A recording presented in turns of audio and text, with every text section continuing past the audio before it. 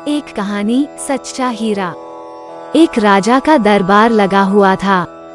सर्दियों के दिन थे, इसीलिए राजा का दरबार खुले में बैठा था। पूरी आम सभा सुबह की धूप में बैठी थी।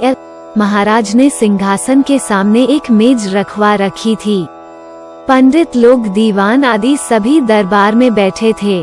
राजा के परिवार के सदस्य भी बैठे थे। उसी समय एक व्यक्ति आया और राजा से दरबार में मिलने की आज्ञा मांगी। प्रवेश मिल गया तो उसने कहा, मेरे पास दो वस्तुएं हैं, बिल्कुल एक जैसी, लेकिन एक नकली है और एक असली। मैं हर राज्य के राजा के पास जाता हूँ और उन्हें परखने का आग्रह करता हूँ, लेकिन कोई परख नहीं पाता। सब हार जाते हैं और मैं विजेता बनकर घूम रहा हूँ। अब आपके नगर में आया हूँ। राजा ने उसे दोनों वस्तुओं को पेश करने का आदेश दिया, तो उसने दोनों वस्तुएं टेबल पर रख दी। बिल्कुल समान आकार, समान रूप, रंग, समान प्रकाश, सब कुछ नक्शिक समान।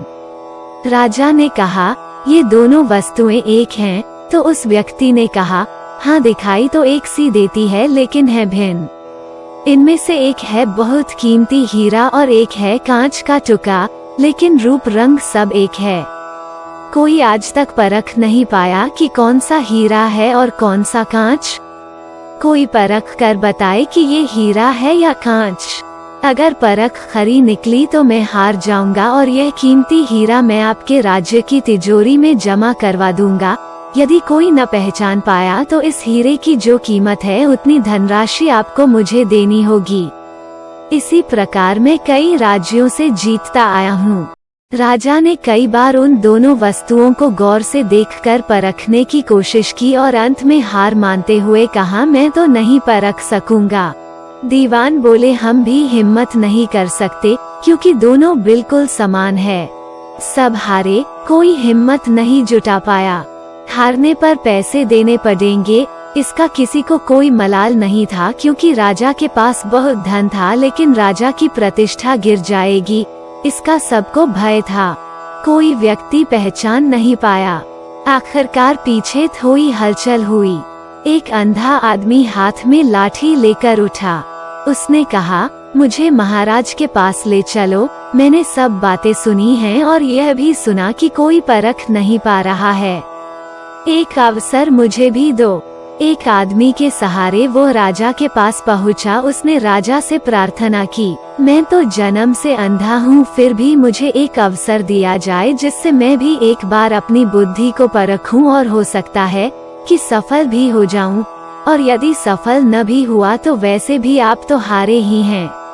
राजा को लगा कि इसे अवसर देने में कोई हर्ज नहीं है और राजा ने उसे अनुमति दे दी।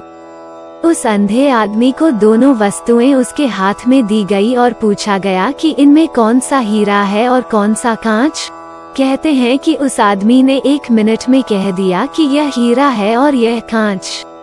जो आदमी इतने राज्यों को जीत कर आया था वो नतमस्तक हो गया और बोला, सही है, आपने पहचान लिया, आप धन्य हैं। अपने वचन के मुताबिक यह हीरा मैं आपके राज्य की तिजोरी में दे रहा हूँ। सब बहुत खुश हो गए और जो आदमी आया था वो भी बहुत प्रसन्न हुआ कि कम से कम कोई तो मिला परखने वाला। राजा और अन्य सभी लोगों ने उस अंधे व्यक्ति से एक ही जिज्ञासा जताई कि तुमने यह कैसे पहचाना कि यह हीरा है और वह कांच? उस अंधे ने कहा, सीधी सी बात है राजन, धूप में हम सब बैठे हैं, मैंने दोनों को छुआ। जो ठंडा रहा वो हीरा, जो गर्म हो गया वो कांच। यही बात हमारे जीवन में भी लागू होती है। जो व्यक्ति बात बात में अपना आपा खो देता है, गर्म हो जाता है और छोटी से छोटी समस्याओं में उलझ जाता है, वो कांच जैसा है।